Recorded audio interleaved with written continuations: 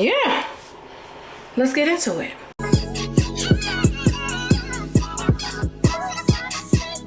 Hi loves, welcome back to my channel. If this is your first time here, welcome baby. Make yourself at home and stay for a little while. All right. So today I'm gonna do my ponytail. Several of you asked me, Tori, how did you do this sleek ponytail with your alopecia? What did you do to cover it and all of that? So I'm going to do this with you. Now, let me be honest, I'm also gonna go live on another platform. So it's gonna be a little rambunctious, okay? But I need for y'all to just hang in there with me. I have a wedding to go to out of town.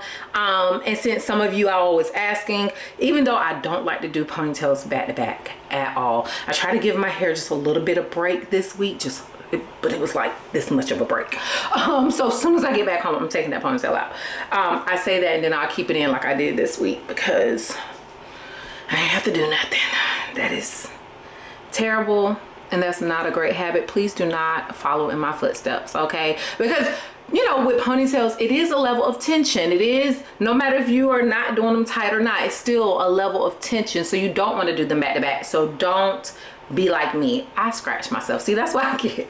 But anyways, we're going to get into this. I love it. I'm going to use my braided ponytail once again. I have hair where I could do like a hair ponytail, but I ain't got time for that. I want to put in a ponytail where I can take it off at night and, you know, just let my scalp breathe, where I'm not adding a whole bunch of extra tension and all of that. And also, in case someone asks, after I wash my hair, I blew it out with this bad boy right here. This is a round brush because I didn't want to blow dry my hair. I never get my hair straight as I want to with a regular blow dryer. Other people can, but I can't. I hate that. Anyways, so I did it with that one so I wouldn't have to worry about going in with a flat iron as well, because I feel like my ponytails are better when my hair is straight versus it being in this natural curly state. So because like I told you before, I'm also on live while I'm showing you guys how I do this sleek ponytail. So I'm on two different like sites trying to show people how I do this ponytail. Anyways,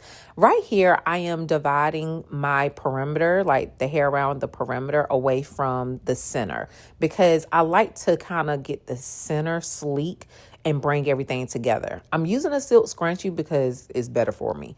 Also, I'm using this Wreck and Control humidity hairspray for the whole sleek process. And I'm also using a brush from Pattern Beauty. I'm using the soft side, the soft bristle side, not the hard bristle side. And I'm also going to use my Dyson blow dryer on a cool setting the whole time, as you can see here, to help dry my hair from the hairspray and help it get that like real sleek look. Anyways, I'm pulling the perimeter hair up now and pulling it all into the ponytail that I desire using my brush on the soft side, okay? Because look, ponytails, they're not the best for anybody. I don't care if you have alopecia or not. You cannot wear ponytails constantly.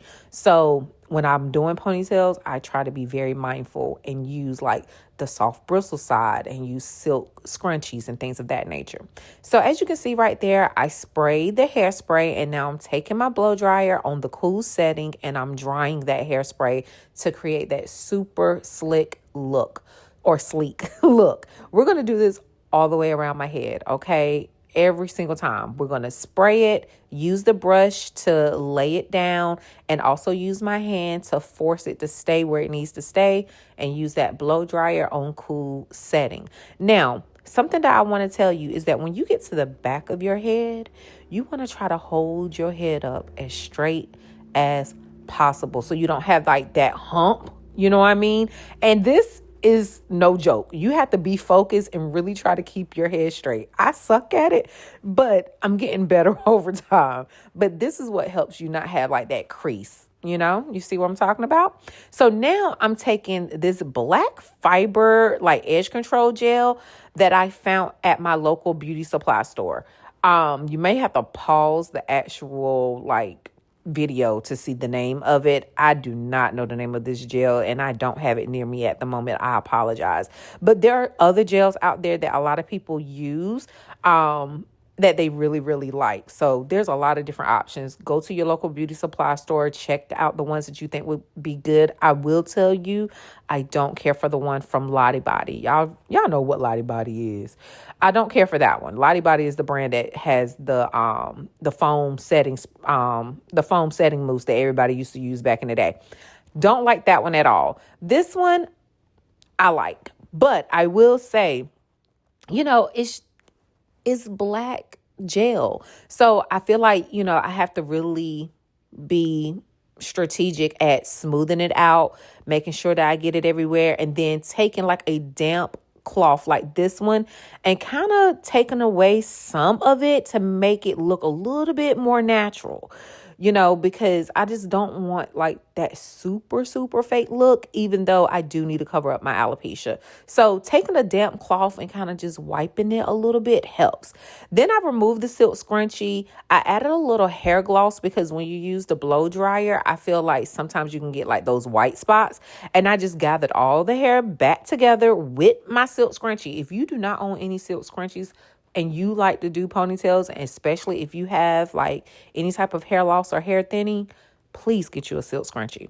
Right here, I'm just putting my little hair in a little bunny bun.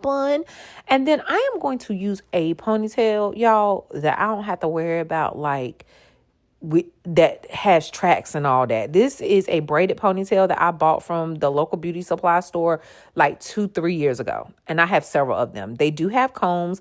And how I like to do my combs is make sure that I don't hit my scalp. Like I like to insert the comb into like that little puff area, going up instead of going down into my scalp. I don't want to scrape my scalp, right? So I put the ponytail on, and then it has like that drawstring with it as well.